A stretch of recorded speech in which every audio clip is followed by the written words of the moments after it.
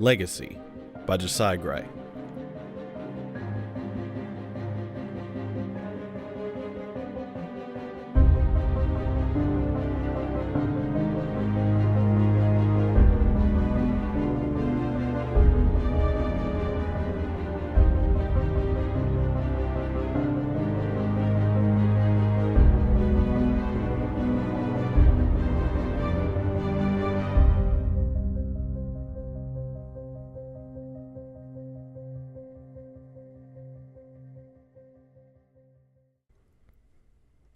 Guan stood over the deathbed, sword in hand, and listened with fury to his father's final, rattling words.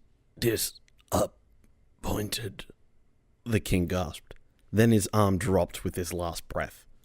No tears stained Guan's cheeks. No cry escaped his lips. The room was still, aside from the violent shaking of his balled fists, as he considered what the last words of his father had meant. Guan had returned to Londo earlier that week, heralded by the clear ringing of silver trumpets. The mighty gates had boomed open, and men, women, and even children had cheered in the streets to the long-awaited return of the king's son. He walked up the perfect stone steps into the warm embrace of his mother as the crowd fell silent. "It's been too long, mother," Guan whispered into the queen's ear, which was covered by her curling grey hair. She smiled and squeezed him a little more tightly, a familiar rosy smell causing Guan's large nose to flare. She seemed to twig, embracing his large trunk-like frame, almost disappearing behind his muscular shoulders and chest. The two split, and the crowd picked up their cheers as a brilliant smile lit up Guan's young face, his long, dark, curling hair catching the confetti that always rained on the prince's long-awaited return. He and the queen moved slowly towards the castle, milling about with the common folk and workers alike. The air was soft, and blew the dying leaves of autumn onto the cobbled path they walked. Guan was unable to drop his smile at the familiar sounds of horses being hooved, metal being worked, and fire being stoked that echoed the world he had grown up with. As he and his mother climbed the perfect pearlescent stairs to the entrance of the castle, he turned to look once more at the now setting sun. He was home. He placed one large hand on the intricate, swirling patterns of the wooden door that led into his father's castle and his childhood roots. With a gentle push, the door swung open, and the oiled hinges made barely a sound as the torchlight within illuminated Guan's face along with the queen's. They walked gently over the thick red carpet, inaudibly taking in the suits of armor and eclectic artworks that adorned the walls of the long hall. Finally, Guan broke the silence. "How much longer does he have left?" he asked, his deep voice echoing through the warm stone halls.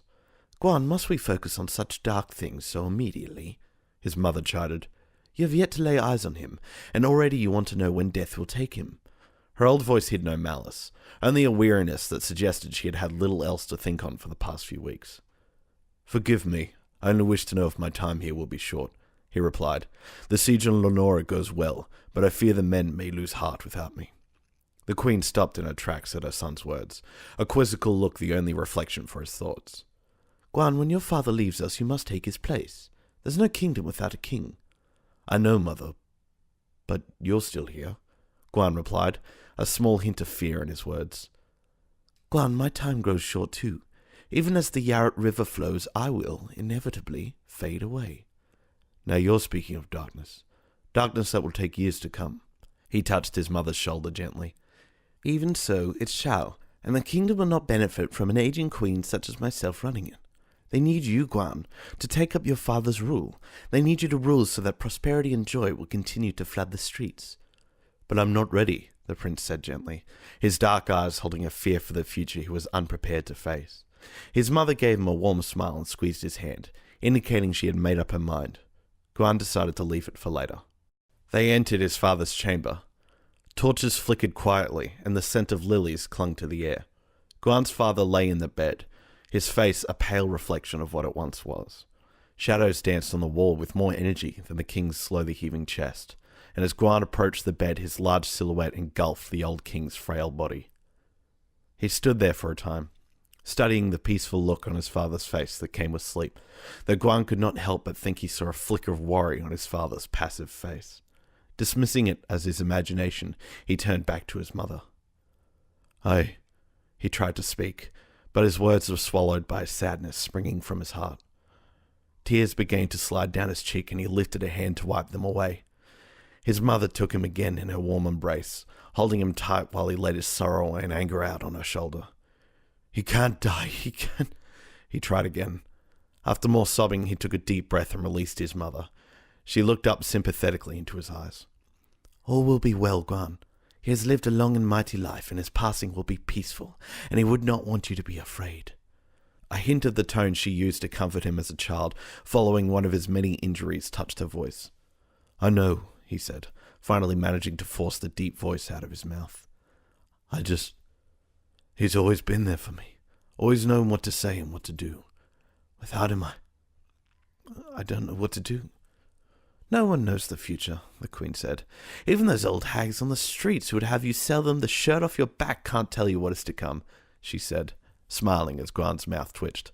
"But when the time comes, you'll make the right decision. I am certain of it." The two remained still for a while, then finally, wordlessly, turned and trailed off deeper into the castle, a dark cloud hanging over them as their footsteps echoed through the halls. Guan knew these halls well. He had spent his childhood running through them, knocking down his parents' prized art pieces or hard-earned trophies all the while, yet he still marvelled at the workmanship of the stone and the threads of the long rugs. Somehow there were no frays or cracks, as if a great deity came in every day and simply swept away all the long hours of decay the place had been subject to. Guan noticed that even cobwebs seemed not to form in here, as if the spiders themselves didn't dare disrespect his father's home. Suddenly, he stopped in his tracks, his broad shoulders stiff as his head tilted to the side. He held an arm up and his mother froze. "Guan," she began to say, but an urgent gesture from his hand stilled her voice. Quietly, he listened, intent on catching the instigator of whatever disturbance he thought he had heard. Thunk! It was unmistakable this time. He had heard a footfall, and it came from the king's chamber.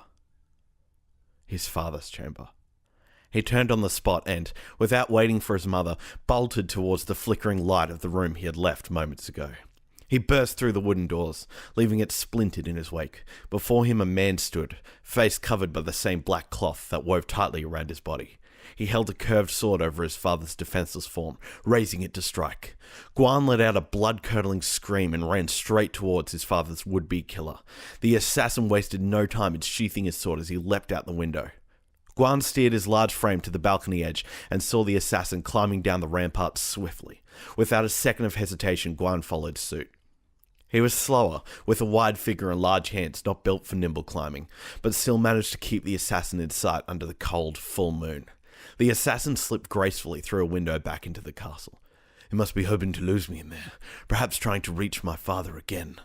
Guan swung through the window, pushing the loose curtains out just enough to catch a glimpse of his target around a corner. He followed, his heavy footfalls echoing down the corridor. When he turned the last corner, the door to the cellar slammed shut, a heavy bolt sliding audibly across the frame. Guan slammed against the door over and over until it crumbled beneath him. A rage filled his heart, a rage towards the one who would dare take his father's life. He lunged into the room and stopped. It was empty. Barrels lined the walls and were set in rows throughout the room. A warm, red light bathed the oaken floors. He looked around the room for the intruder. His boots slid noiselessly over the floor as his eyes darted back and forth, searching for his adversary. A rich odour flared Guan's nostrils as he slowly drew his sword and crept through the aisles, ready to strike at a moment's notice. As he neared the end of the small room, his muscles got tighter and tighter. He slowed right down and held his sword close as he edged around the last barrel. Nothing. He turned back and, still with caution, started slowly back to the splintered wreckage that once hung as a door. The floor squeaked as he carefully made his way back across the room. Guan stopped for a moment, confused. The floor should not have squeaked. He looked down and found a cover in the ground, the same colour as the wood surrounding it. He had spent so little time in the room that he wasn't even aware of its existence. He bent down and lifted the hatch. Beneath it was an iron ladder descending into the dark, murky caves that smelled damp and musty. Sheathing his sword, Guan took one of the torches from the wall and lowered himself into the cave, wary of where his enemy might lay in hiding. A steady dripping echoed across the dark, gloomy walls of the underground cavern. He didn't have to look far to find his foe. A body lay crumpled on a nearby ledge, leg twisted at an awkward angle. Guan called out to no response. He tossed his torch towards the landing. It bounced with a clatter a few feet from the static heap. Then, sheathing his sword, he made a mighty leap, landing him with both feet firmly on the craggy terrace. He drew his sword once more and stepped gingerly towards the slowly rising and falling figure. He gave it a soft jab, and the assassin didn't react. He knelt and turned the body over, not trying to be gentle towards the broken leg. He lifted the assailant's eyelids to see white, then looked to the ground to see a long scuff marking the surface. Guan let out a chuckle. The man had slipped. Guan dragged the unconscious body to the closest wall and propped it up. He took the assailant's weapons, of which there were a great deal not visible, and tossed them down the dark cavern. Now with torch in hand, he sat opposite the assassin and waited. It wasn't long until the intruder finally stirred. Guan stared intently as his enemy coughed and sputtered, his dark eyes darting around the cavern. "Why did you try to kill my father?" "Because he deserves it," a high-pitched, rasping voice croaked back. "Your father does not bear the privilege to die in comfort. Neither of them does." The assassin coughed again and spat bile towards Guan's boots. "Ah, you're of the Boko, I wager. Still licking your wounds at your defeat? Was it a single day? A single day to lose everything," Guan goaded, a smile tugging at his lips. But now it was the assassin's turn to laugh, as a wheezing chuckle escaped his lips and he brushed his long white hair back. "You truly are naive, Prince," the mocking voice said with gusto, "as clueless as a leaf running down the Yarret." Guan pointed his sword towards the would-be killer. The man smiled. "Are you sure you point that in the right direction?" "You will come back to be tried," Guan declared, trying to ignore the assassin's last comment. "They will find you guilty, and you will be interrogated. Once we know where you came from and who sent you, you will be executed. I hope you said farewell to your family before you left, because you're never going to see them again." "Oh, I bade them farewell years ago, when they died to your father's hand." A beat passed. "No doubt there were snakes who deserved it. Just like you," Guan said, a slight hesitance in his voice. Something about the way the assassin had spoken those words echoed in his head. "Tell me, does the king still kill innocent housewives and young boys?" the cold voice queried, burying deep into Guan's ears. "Does he still find joy in it now, just as he did then?" Lies. All the desperate lies of a dead man. Guan's heart grew cold as sweat formed on his brow. "Continue, and you may never make it to the court." The assassin chuckled louder still, his voice slithering over the dank cavern walls. "Stop laughing," Guan commanded with no effect. "You have no power here, no power over me and no power above." "I have the power of your life," Guan said. "Then take it," the assassin challenged. Guan raised his sword and held the cool metal to his adversary's neck. The aged man stared up at him, the lines in his face and weariness of his eyes hinting at a life full of pain and suffering. Guan stared down at him longer, willing himself to get the words out of his head. Finally, he dropped the sword. "Tell me."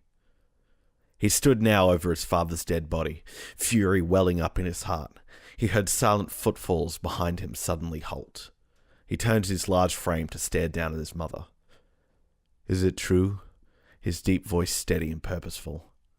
His mother walked past to his father's body, tears welling up in her eyes.